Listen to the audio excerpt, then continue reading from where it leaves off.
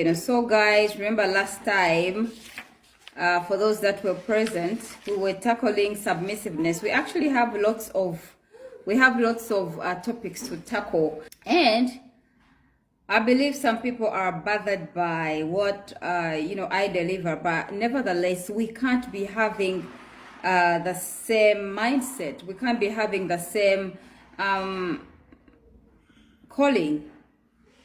So what should I even say? We can't be thinking the same way. As much as some people give you what you love hearing, what you want to hear, what impresses you, I might not be that kind of person. Actually, I am the opposite. Because I believe, like, if we'll all be like, oh, men are bad, men have treated us bad, oh, men are this, men are that, they don't know what they want, men are so suffocating us, they're suppressing us. My question to you is, how shall we find the solutions to these problems? As much as you're saying men are bad, they're also saying women are bad. As much as you're saying men are suffocating us, some men are on rocks and edges in their marriages. Even as women, we are not a crack of a snack, before you blame them. Can you also look into yourself? So some sisters are like, oh, she's with the men. She's siding with the men. If that's all you think of me, let it be, if it will help us get these solutions. Yes, some people are referring to marriage as slavery. And it's not slavery. It's how we do things. And too bad to be true that most of the times we are doing these things in the wrong way. We are being misled. Who are you listening to? I usually ask you, my beloved sisters, if you are married, why are you making someone who is unmarried your best friend? What advice are they best friend? What advice are they going to give you? And anytime you get any problem, you run to them. They're not married. They're going to instead lower you to where they are. Because when you look into it, they might even be jealous of you. Someone is not married, and she's your best friend, and you're busy telling her all your problems. Do you think she's happy where she is? Taking care of herself, buying each and every essential need for herself. Do you think she's happy? Trust me, she can't be happy. So I was just trying to let you know that actually, for those that are bothered by my message, it's not a must that you have to follow me. It's not even a must that you have to watch my videos. Just scroll on and leave this message to those that feel they benefit, they are learning. Because there are those that are learning from this. There are those that are discovering. My message is not for everyone.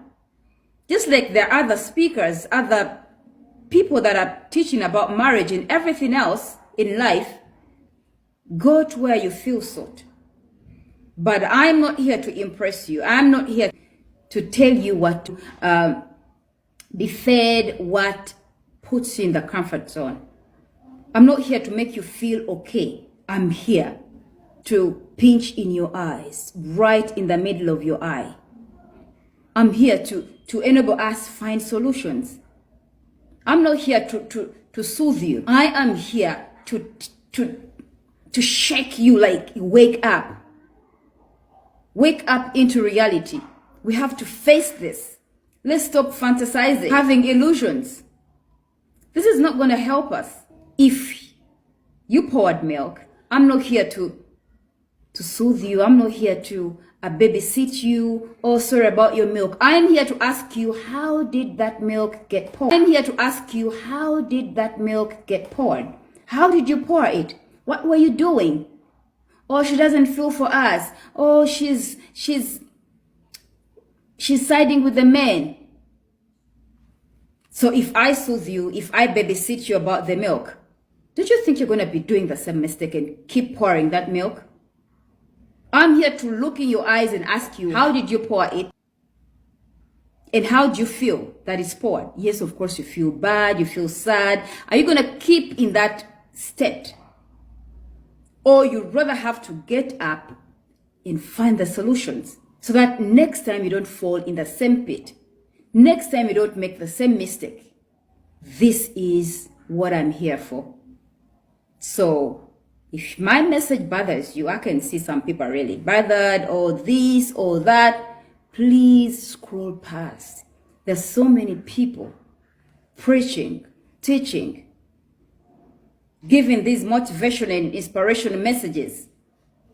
If you feel irritated by my message, I'm humbly requesting you to scroll past and let this message go in for those that embrace it. Because it's not for everyone to understand. This is not for everyone.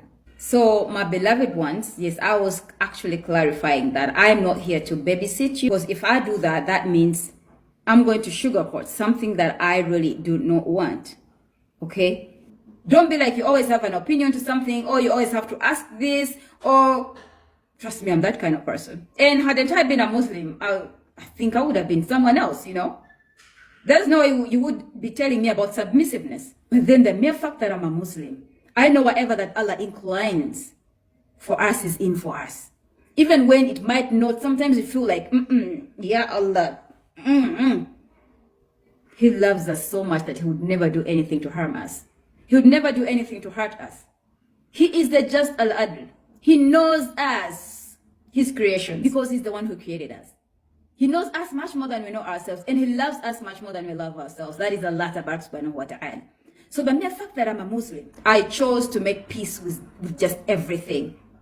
For as long as it comes from Allah, I know it's absolutely correct. No questions, no doubts, no wanting. Perhaps Allah coulda, woulda, shoulda, maybe this, no. For as long as it's from Allah, choose to make peace with it. Even when you feel like it suppresses you, it suffocates you. Allah is all-knowing, Al-Alim. So my beloved sisters, can you just sit back, give Him that ear, be listening to Him. Let Him speak before you try to exchange words with Him. I told you, sometimes we have opinions. Perhaps this, no, just reserve that for some other time. Sometimes all they need is to feel they have a woman, not rather another man in the home, because there can never be two leaders in the home. That's why Allah allocated them those roles. He prescribed to them the responsibilities. I keep saying this, their responsibilities to be leaders, protectors, and providers. And in reciprocating, we have to obey them. We have to be submissive and safeguard their belongings, those that Allah has enabled us to safeguard. So my dear ones, that was another point. Be listening to your man. Be a good listener. Be a good listener. And rather stop nagging him with questions as though you were FBI. Another one is, let him be the man he is. When I talk about the man, let him just feel and be the man that he is in everything that you do. How you talk to him, how you address him, how you serve him in the home, how you handle issues. Don't let him feel like there are two males. Inna lillahi wa inna ilayhi raji'un. I don't know who really corrupts your mind, sisters. Your minds are corrupted. Inna lillahi wa inna ilayhi raji'un. You get in that marriage with some corrupted, minds, and you are something else. It's like, oh, this is the .com era. My beloved ones, it's the .com era. Do you know why of late we are suffering in these marriages? Why marriages are breaking up like it's the order of the day? Why breaking up is the norm of the day? People have normalized breaking up. Because we have failed to step into our roles and let the men play their roles as well in marriage. You keep saying the .com era. Well, if you have that mindset, then you want to do things all the way your inspirational, motivational speakers are, telling you to do things. And too bad to be true that some of them are not even married. Because there are those unmarried motivational speakers that are telling you things that, add up. Things that help you. But then many of them are misleading. So if you think submissiveness is for those old age, our grandmothers, our mothers, and then you can do things your way, trust me, you're going to be hopping into one marriage to another, to another, to another. And when are you going to stop? Not until you will accept the fact that Allah wants you to be. This is not optional. It's a must. So my dear ones, please let your man be the man in the house. Let him feel it, that he's the man in the house, because truly he is the man in the house. So can you give him that privilege? And for the man who has the wisdom, a man whose ultimate goal is Jannah, a man who fears Allah, he will reciprocate with respect. He will reciprocate with love. He will take good care of you. He will be the true leader that he is. He will provide for you. And that's all that we need. Ladies, let's be sincere. That's all we need. Just be soft. Calm down. Why should you think you have to be an iron woman to conduct that marriage? Marriage isn't that hard. Like, you don't have to be iron, you know. So my beloved ones, yes, that's also another one. Another point, this is focus on being his lover, helper, his support system. Focus on that. Have you ever imagined, it's about to be true, that some people are in marriages and they are vowing to break and destroy the other partner? Inna lillahi wa inna ilayhi raji'un. I mean, why should you even stick around? That you look at someone as though he's your worst enemy. The way I love my peace, subhanallah. I wouldn't sit or settle. The way I love my peace, subhanallah. I wouldn't sit or settle anywhere that I don't feel peace. Or that I don't feel loved. I don't feel embraced. I told you guys, I'm not here to impress you. I'm not here to babysit you. I'm here to just point right in your iris. Right in the middle of your eyes. Let us wake up.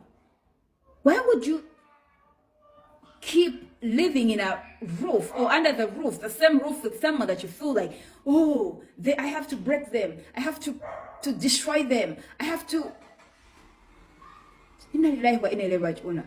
That when your partner gets in the house, you feel like he's your worst enemy, and you're plotting and planning on doing the worst to him. People are in marriages and they are fighting one another silently. They are competing. Marriage is not a competition. Can you try to be his support system? Can you focus on being that humble, that loving, being his helper? Can you, subhanallah, try, just train yourself. Yes, these things are achievable. Like, inna lillahi wa inna ilayhi raji'un, that some people are living under the same roof, claiming to be husbands and wife, but they can't even trust one another. That someone would better tell something to someone else, their secrets or whatever that they're going through, and turning to their partners. When your man gets worked out at work and maybe he gets some problems, why would he be thinking of someone else instead of coming to you in the house? They are each other's enemies. That's so true. The way I love my peace, why would you even be that desperate to keep sleeping under the same roof with someone that you think is your enemy? Meaning they can harm you. Know your value. Know when to stop. Know when to just throw in the towel. Know when to love yourself enough to walk away when it's that, you know, that triggering. When it's taking away your peace. And just weaken. I'm not saying like walk away out of your marriage. But why are you living in a place or in a space where you're living on tenterhooks? Where your heart feels the love or the need to avenge, to revenge, to break someone, to destroy someone. That's not what you were created for. That's not your purpose of life. Or you spend sleepless nights working on how to harm your partner. Inna lillahi wa inna ilayhi raji'un. It's too bad to be true that some of you succeed with them, but trust me, Allah is the just. Why don't you just walk away and start off another life? Yes, it's possible. It's doable. So my beloved ones, yes, that was another point. Focus on being your husband's lover, his helper, and his supporter. And yes, this is achievable if you put your mind onto it. Life is too short to keep stressing and getting yourself worked out and thinking about how to harm. Who knows? You might end up killing someone. You might end up killing someone. We should be a team. Yes, be a team and just be you against the world. Just be you against all odds. May Allah grant us that, Ya Rabbi, Allahumma Ameen. So, humbleness. This should now be a song that should be rhyming in your heads as far as submissiveness is concerned. And if you are willing to step in, you are going to train yourself to be humble.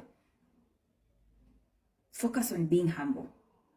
Because submissiveness run hand in hand or move hand in hand with humbleness. How are you going to step back and accept the fact that your husband is the leader unless that you are humble? So, my beloved ones, Allah loves us humble. If He loves us humble, He gave us leaders. Let's endeavor to be humble in all ways. Whatever that you have to do, think about the repercussions, think about how it's going to impact, think about its effects, think about just everything about it. If it's not that necessary, just leave it. Yes, our beloved sister says, why is it that when I keep calm, he takes me for granted? So, my beloved sister, yes, that's another one. I am going to advise you to just choose your peace. I told you that we were all grown from different communities, and people have different beliefs, and people have different characters, and different mindsets. So, in a life or in a way, you know that some people are like that. I'm going to give you a live example. I always fight with silence. And I reckon you, my beloved sisters, to adapt the silence mechanism. Because silence and calmness move hand in hand. Just choose your peace. And don't even pay attention to whatever that he does that makes you feel that he's taking you for granted. Some people choose and intentionally make their moves in a way to trigger you, to piss you off, to upset you. Why? Because they did whatever they did and you never reacted. That even hurts them more. With your faces filled with nur, mashallah. Thank you so much. May Allah put barak in it. Amen. May Allah put barak in it. Ya Rabbi. Allahumma. Amen. And may He grant us all, my beloved sisters, faces full of nur. Still answering my beloved sister. Yes. You're going to choose peace. Just know that whatever that he does that makes you feel he's taking you for granted, he's doing it on purpose. Why? Because he did something and he expected you to react. Some people are like that. But you did not react. That's why he's getting himself worked out. So I want you to just choose your peace. You're going to keep being calm. And when you feel like it's suffocating you, you're going to devote to saying the adhikaris. This works. Whatever that I tell you, these are the mechanisms that I use. Keep on that ayatul kursi. Eventually, wallahi, I swear to you, Allah's words are true. He'll offload your chest. You won't even be feeling anything. Allah will enlighten your heart. Allah will make things lighter than you might have ever imagined. Allah will detach you and feel like, whatever. Trust me, even if he does what, you're just like, alhamdulillah, just keep on those adhikaris. Don't let shaitan whisper in your ears, oh, look at what he did. Maybe you should retaliate. Maybe you should shout back. Maybe you should raise your voice. Remember that he is a person that you met who grew up from another community, who was raised by different people. He might even be doing whatever he's doing without even knowing that he's taking you for granted. So can you try to communicate to him? Say to him how you feel. Whatever that makes you feel like he's taking you for, he might not even be knowing that you feel that way. That's the funniest bit of it. Try to communicate to him, make him realize and just make him, get to know how you feel about what he does, that you feel like he's taking you for granted. Communication is the key in marriage. But then as you are doing that, my beloved sisters, keep on adhikaris. There's a way you feel like the load has been taken off your shoulder. You take that big sigh and be like, alhamdulillah.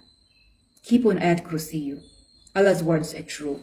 And when you keep on Allah's words, remembrance of Allah, hearts find peace. May Allah grant us all that peace. Allahumma amin. Because indeed, that's what we need.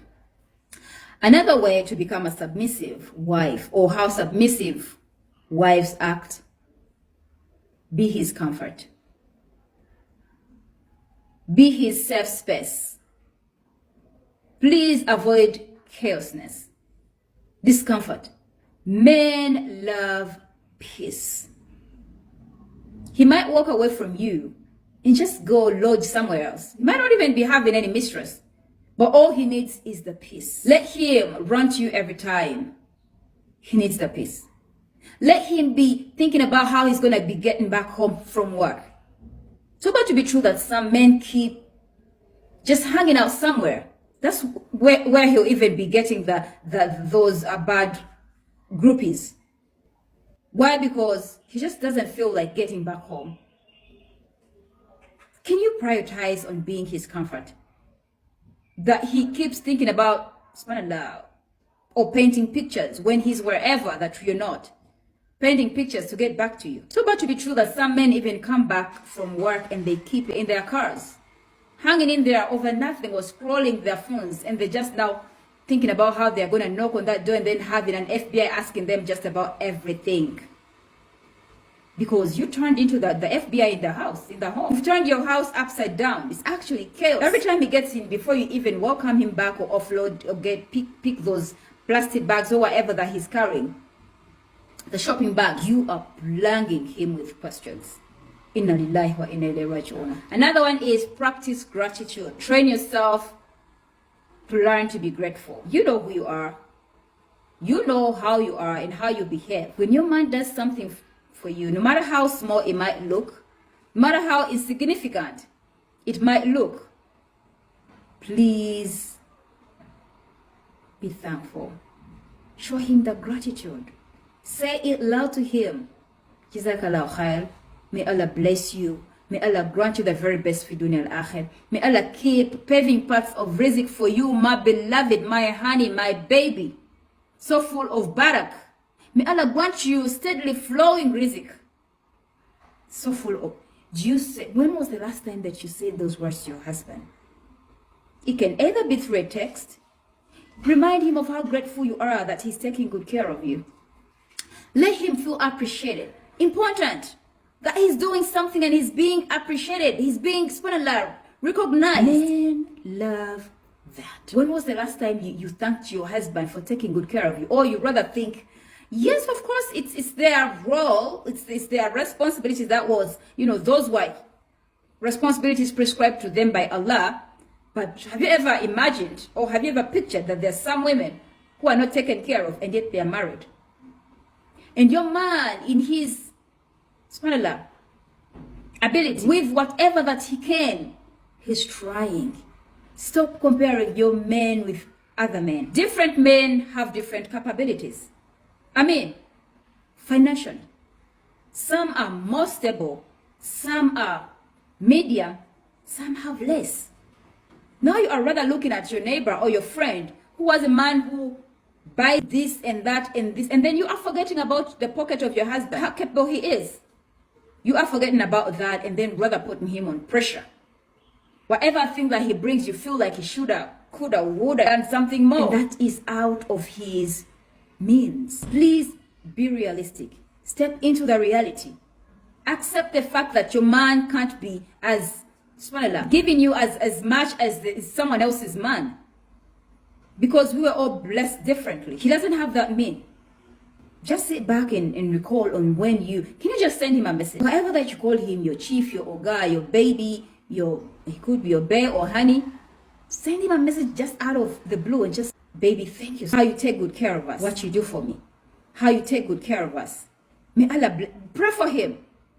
You know that a wife's prayer to their husband is so valuable. It makes it count. When was the last time you prayed for your husband? Or rather, we are so busy cursing them every now and then. Some women go extra miles. May you stop getting money. So you're praying for poverty. Why don't you mind Allah answers your prayers for the husband? So if you're praying for him to become poor,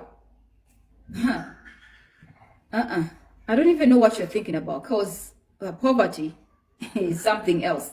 So can we just be vigilant? Can we be cautious? Before you spit out whatever that you have to spit out, cursing your husband, do you also know that it's going to affect you? Do you know that it's going to affect you? So, my beloved ones, yes, let's practice gratitude and then stop being rigid. I don't know whoever corrupted women, that you have to be iron in the house when he gets back. And too bad to be true, even men are like that. Now the two of you, when the man comes, you wear the iron and rigid face. Even the man is coming to be a lion in his house, in his home. So what kind of picture are you creating for the children? In the long run, the two of you are harming the children. Because whatever you act that you might be dealing with each other, and that maybe perhaps that's the way that you deal with each other. The woman being rigid, and then the man being the lion in the home, you are harming the children. Life is too short to keep so complicated, so rigid. Please create that conducive home. Warm, smiles, compliment one another. When was the last time you complimented one another? You are that tired of him that every time you look at him, you are pissed off. Whatever that he dresses, even when he looks good, like everything just makes you angry about him. And then when you are that way, of course, you will reciprocate with anger. When you are pissed off with someone, they'll also be pissed off with you. When was the last time you guys created that warm environment in your homes? But it's always up to the woman. We create the environment in the home. Trust me. Men have that ego and they're strong characters. You want to be bothered. It's you who is going to suffer. All up to you with the environment of the home. When your husband comes, what attitude do you give him? How do you make him feel? Is the home warm as it has to be? Because yes, marriage is not a bed of roses. It's not a bed of lilies, but it's not that complicated. Marriage is not hell as some people think. Some people get into marriage being corrupted, being told that marriage is hell. Inna lillahi wa inna ilayhi raji'un. There's happiness. There's love. Had it been hell for us, then Allah wouldn't have given it to us. But it depends on how you do things, how you conduct yourself. Most of the times, these men reciprocate how we treat them.